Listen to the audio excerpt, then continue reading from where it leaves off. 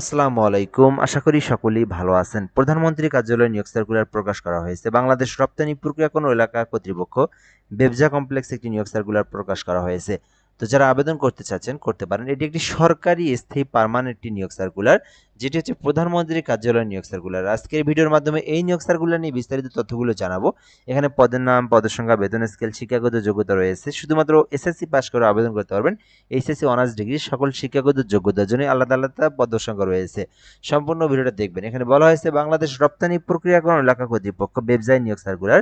এটি বলা হয়েছে যে দুটি চট্টগ্রামের নবসৃষ্ট দুটি প্রতিষ্ঠান হয়েছে। একটি হচ্ছে মিরসরাই অঞ্চলে, যেটা কিন্তু চট্টগ্রামের আন্ডারে, চট্টগ্রামের মধ্যে এখানে নিয়োগ দেওয়া হবে। এখানে বলা হয়েছে ব্যবসার অপরাপর শূন্যপদ পূরণের লক্ষ্যে ব্যবসার রাজস্ব খাতভুক্ত, অর্থাৎ এটি কিন্তু একেবারে সরকারি পার্মানেন্ট স্থায়ী চাকরি, রাজস্ব খাতভুক্ত নিয়োগ সার্কুলার। বলা হয়েছে শূন্যপদের বিপরীতে নিয়োগ দেওয়া হবে এবং বাংলাদেশের প্রকৃত নাগরিক মানে বাংলাদেশের 64টি জেলার যে কোনো প্রার্থী যে কেউ চাইলে আবেদন করতে পারবেন। এমনকি ছেলে হোক মেয়ে হোক উভয় প্রার্থীরাই কিন্তু আবেদন করতে পারবেন। ঠিক আছে? সো আবেদনের জন্য বেবজা টেলিটক.com লিঙ্কটা দেখতে পারতেছেন। এই লিঙ্কে প্রবেশ করে মূলত আপনাকে এই আবেদনটি করতে হবে। অবশ্যই অনলাইনের মাধ্যমে লিঙ্কের মাধ্যমে প্রবেশ করে আবেদনটি করতে হবে। সো আশা করি আপনারা এই বিষয়টা সম্পর্কে অবগত হয়েছেন। তো আমরা এখান থেকে দেখব। তার মধ্যে গুরুত্বপূর্ণ একটি টপিক বলে রাখি আপনাদেরকে, যারা ভিডিওটা আমাদের ইউটিউব থেকে দেখতেছেন, যদি আপনি আমাদের ইউটিউবে নতুন হয়ে থাকেন, সাবস্ক্রাইব করা না থাকে, অবশ্যই সাবস্ক্রাইব করে আমাদের সঙ্গে যুক্ত থাকবেন। তাহলে সকল নিয়োগ সার্কুলার আপনি সবার আগে আমাদের মাধ্যমে জেনে নিতে পারবেন। আর আমাদের ফেসবুক থেকে দেখে থাকলে অবশ্যই পেজটি ফলো করে রাখবেন। আমাদের সকল নিয়োগ সার্কুলার এখানে আপলোড করা হয়। তো এখান থেকে আমরা দেখবো। এখানে বলা হয়েছে প্রথম পদের নাম সহকারী পরিচালক নিয়োগ দেওয়া হবে। 5টি পদ রয়েছে। এখানে বলা হয়েছে যে মাস্টার্স থাকতে হবে। যাদের স্নাতক সম্মান সহ যাদের মাস্টার্স পাস করে রয়েছেন তারা আবেদন করতে পারবেন। সহকারী পরিচালক নবম গ্রেডে 5টি পদ রয়েছে। সহকারী পরিচালক বিনিয়োগে নিয়োগ দেওয়া হবে। 8টি পদ রয়েছে। এখানে বলা হয়েছে যারা অর্থনীতি অথবা লোক প্রশাসন অথবা ব্যবস্থাপনা বিজ্ঞানে স্নাতক সম্মান সহ যাদের মাস্টার্স কমপ্লিট করা রয়েছে তারা চাইলে আবেদন করতে পারবেন। সহকারী পরিচালক নিয়োগ দেওয়া হবে, চাইলে আবেদন করতে পারেন। যারা বাণিজ্য শাখা থেকে যারা মাস্টার্স কমপ্লিট করেছেন তারা আবেদন করতে পারবেন। সহকারী প্রকৌশলীতে নিয়োগ দেওয়া হবে, যেখানে বিএসসি ইঞ্জিনিয়ারিং যারা রয়েছেন তারা কিন্তু সহকারী প্রকৌশল এটাতে আবেদন করতে পারবেন। নবম গ্রেডে নিয়োগ দেওয়া হয়েছে। এখানে ইলেকট্রিক ডিপার্টমেন্টে নিয়োগ দেওয়া হয়েছে, অর্থাৎ বিদ্যুতে নিয়োগ দেওয়া হয়েছে। যারা বিএসসি ইঞ্জিনিয়ার করেছেন ইলেকট্রিক ডিপার্টমেন্টের উপর তারা কিন্তু আবেদন করতে পারবেন সহকারী প্রকৌশলী বিদ্যুৎ এই পদে। ঠিক আছে? নিরাপত্তা প্রহরী পদ রয়েছে, যারা অনার্স ডিগ্রি সহ সেনাবাহিনীর অবসরপ্রাপ্ত কর্মকর্তা যারা রয়েছেন তারা চাইলে এই পদে অ্যাপ্লিকেশন করতে পারেন। নবম গ্রেডে নিয়োগ দেওয়া হয়েছে। এরপরে রয়েছে সহকারী হিসাবরক্ষণ কর্মকর্তা, যারা বাণিজ্য শাখা থেকে যারা হিসাবরক্ষক কেশিয়ার পদে যারা আবেদন করতে যাচ্ছেন, হিসাবরক্ষক পদে লেখাপড়া করেছেন, 3 বছরের কাজের অভিজ্ঞতা রয়েছে, এই পদে অ্যাপ্লিকেশন করতে পারবেন। জুনিয়র অডিও ভিজুয়াল অফিসার চাইলে আবেদন করতে পারেন। সহকারী প্রকৌশলী নিয়োগ দেওয়া হবে, চাইলে আবেদন করতে পারেন। সহকারী প্রকৌশলী বিদ্যুতে নিয়োগ দেওয়া হবে, চাইলে আবেদন করতে পারেন। এগুলো প্রত্যেকটাই কিন্তু আপনার যে ডিপার্টমেন্ট সেই ডিপার্টমেন্ট থেকে ডিপ্লোমা পাস করলে আবেদন করা যাবে। সহকারী প্রকৌশলী যান্ত্রিকী নিয়োগ দেওয়া হবে, ডিপ্লোমা পাস করে আবেদন করতে পারবেন। সহকারী নিরাপত্তা কর্মকর্তা পদে আবেদন করতে পারবেন। এইচএসসি পাস করলে আবেদন করা যাবে, তবে সেনাবাহিনীর অবসরপ্রাপ্ত সার্জেন্ট যারা রয়েছেন তাদেরকেই আবেদন করতে হবে। ঠিক আছে? লাইব্রেরিয়ান পদে আবেদন করতে চাইলে করতে পারেন। যারা লাইব্রেরি ডিপার্টমেন্ট থেকে যারা ডিপ্লোমা কমপ্লিট করেছেন আবেদন করতে পারবেন। 10ম গ্রেডে নিয়োগ দেওয়া হয়েছে। ইমাম নিয়োগ দেওয়া হবে, যারা কামিল পাস করেছেন অথবা কওমি মাদ্রাসা থেকে কামিল সমমান পাস করেছেন ইমাম পদে অ্যাপ্লিকেশন করতে পারবেন। 10ম গ্রেডে নিয়োগ দেওয়া হবে। এছাড়াও স্টোর কিপার রয়েছে, কেশিয়ার পদ রয়েছে, চাইলে আবেদন করতে পারেন। নিরাপত্তা পরিদর্শক রয়েছে 4টি, যেখানে এইচএসসি পাশে আবেদন করতে পারবেন। এরপরে রয়েছে অফিস সহকারী কাম কম্পিউটার মুদ্রাক্ষরিক অপারেটর, 7টি পদ রয়েছে। যারা শুধুমাত্র উচ্চ মাধ্যমিক এইচএসসি পাস করেছেন তারা কিন্তু চাইলে আবেদন করতে পারেন।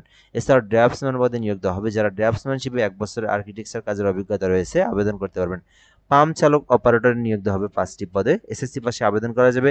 মিটার রিডার নিয়োগ দেওয়া হবে 2টি পদে, এসএসসি পাশেই আবেদন করা যাবে। এছাড়াও ফটোকপি মেশিন অপারেটর 2টি, এসএসসি পাশে আবেদন করা যাবে। মুয়াজ্জিন নিয়োগ দেওয়া হবে, যারা মুয়াজ্জিন হিসেবে 1 বছরের অভিজ্ঞতা রয়েছে, কোনো মসজিদে খেদমত করার অভিজ্ঞতা রয়েছে আবেদন করতে পারেন। ইলেকট্রিশিয়ান রয়েছে 4টি, এসএসসি পাশে আবেদন করা যাবে।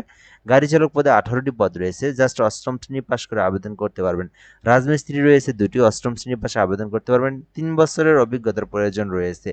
কুক পদে নিয়োগ দেওয়া হবে, 8ম শ্রেণী পাশে আবেদন করতে পারবেন। ডিসপাচ রাইডার রয়েছে, প্লাম্বার সহকারী রয়েছে, মালি রয়েছে, সার্ভিস বাস রয়েছে, রাজমিস্ত্রি হেল্পার রয়েছে, ইলেকট্রিক হেল্পার রয়েছে, নিরাপত্তা প্রহরী রয়েছে। সো এগুলো সবগুলো শুধুমাত্র 8ম শ্রেণী পাশে আবেদন করা যাবে। সো আপনার যে শিক্ষাগত যোগ্যতা থাক না কেন, অনার্স ডিগ্রি মাস্টার একদম 8ম থেকে শুরু করে সকল শিক্ষাগত যোগ্যতার জন্য আলাদা আলাদা পদের সংখ্যা রয়েছে। যে পদে ইচ্ছা আপনি সেই পদেই চাইলে অ্যাপ্লিকেশন করতে পারবেন। অ্যাপ্লিকেশন কিভাবে করবেন এই বিষয়গুলো আপনাদেরকে স্টেপ টু স্টেপ দেখানো হবে। সো এখানে আপনার গ্রেডিং পদ্ধতি দেওয়া রয়েছে। প্রথম বিভাগ, দ্বিতীয় বিভাগ কোনটাকে কোনটাকে কত পয়েন্টের মধ্যে থাকলে বলা হয় সেটা দেওয়া রয়েছে। এখানে এসএসসি, এইচএসসি এবং অনার্সের ক্ষেত্রে, মাস্টার্সের ক্ষেত্রেও দেওয়া রয়েছে। এর পরবর্তী বিষয় হচ্ছে এখানে কোন পদে আবেদনের জন্য কত তারিখ থেকে বয়স সীমা দেওয়া রয়েছে, এগুলো দেওয়া রয়েছে, এগুলো আপনারা দেখে নিতে পারবেন। তো আমরা গুরুত্বপূর্ণ টপিকগুলো শুধু বলবো এখান থেকে। এখানে বলা হয়েছে বাংলাদেশি নাগরিকরা আবেদন করতে পারবেন এবং 18 থেকে 32 বছরের মধ্যে যারা তারা আবেদন করতে পারবেন। তবে এখানে কয়েকটি পদের বিপরীতে তাদের বয়স আলাদা আলাদা, সেগুলো আপনারা শেষে বয়সে আবেদন করতে পারবেন। কিভাবে আবেদন করবেন এবং আবেদনটা কত তারিখ পর্যন্ত চলমান থাকবে এটা আমরা দেখব। যারা নিজেরা আবেদন করতে পারেন webza.teletype.com এই যে লিঙ্কটা দেখতে পাচ্ছেন, এই লিঙ্কে প্রবেশ করে আপনাকে সকল তথ্য পূরণ করে আপনার আবেদনটি সম্পন্ন করতে হবে। আর এখান থেকে বলা হয়েছে আবেদনটা চলমান থাকবে 30শে জুলাই পর্যন্ত, অর্থাৎ এই জুলাই মাসের 30 তারিখ পর্যন্ত এই আবেদনটি করা যাবে। সো এর মধ্যে আবেদনটা করবেন। আবেদন সম্পূর্ণ হয়ে গেলে সরকারি ফি জমা দিতে হবে। সো এখানে 1 নম্বর সহকারী পরিচালক থেকে ইমাম পদ পর্যন্ত যে পদে আবেদন করেন না কেন 223 টাকা আপনাকে সরকারি ফি জমা দিতে হবে। আবার আপনি স্টোর কিপার থেকে রাজমিস্ত্রি পর্যন্ত আবেদন করলে 112 টাকা এবং কুক থেকে আপনার নিরাপত্তা প্রহরী পর্যন্ত যে কোনো পদে আবেদন করলে 56 টাকা ফি আপনাকে পেমেন্ট করে সম্পূর্ণ করতে হবে, তাহলে আপনার আবেদনটা সাকসেসফুল হয়ে যাবে। সো পেমেন্টটা করার প্রসেসটা হচ্ছে ওয়েবসাইট ইউজার আইডি 163 পরবর্তী পিন নাম্বার দিয়ে আবার এই নাম্বারে সেন্ড করলেই আপনার আবেদনের পেমেন্ট কিন্তু সম্পূর্ণ হয়ে যাবে। যারা এখনও আবেদন করেননি দ্রুত সময়ের মধ্যে আবেদনটি করে নিন। প্রধানমন্ত্রী কার্যালয়ে একটি চলমান সরকারি স্থায়ী নিয়োগ সার্কুলার। ভিডিওটা পর্যন্ত। এই নিয়োগ সার্কুলার নিয়ে কোনো কিছু জানার থাকলে আপনি কমেন্ট করে বলতে পারেন, রিপ্লাই দিয়ে জানিয়ে দেওয়া হবে ইনশাল্লাহ। ভালো থাকবেন, আসসালামু আলাইকুম।